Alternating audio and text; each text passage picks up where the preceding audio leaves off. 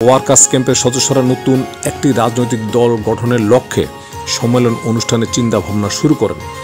এই পৃথক সংগঠন তৈরির বিষয়টি একসময় জানাজানি হয়ে গেলে ক্ষমতাসীন মুসলিম লীগ সরকার তাদের উপর হয়রানি ও নির্যাতনের মাত্রা আরও বাড়িয়ে দেয়। সম্মেলন অনুষ্ঠানের জন্য তারা যেন কোনো হল, হোস্টেল বা স্থান না পায় সেদিকে সরকারের গোয়েন্দারা কড়া নজরদারি করতে থাকেন। এরূপ পরিস্থিতিতে স্বামীবাগের KM দাস লেনের বিখ্যাত রোজ গার্ডেনের মালিক KM বশির হুমায়ুন তার হলঘরটি ব্যবহার করতে দিতে রাজি হয়, যেটি একসময় বেঙ্গল স্টুডিও ও হুমায়ুন সাহেবের বাড়ি নামে খ্যাত ছিল। 1949 সালের 23 জুন রোজ গার্ডেনের এই হল ঘরেই ওয়ার্কার্স ক্যাম্পের সম্মেলন অনুষ্ঠিত হয়। সম্মেলনে সভাপতিত্ব করেন আতর রহমান খান, উদ্বোধনী ভাষণ দান করেন মৌলানা আব্দুল হামিদ খান ভাসানী।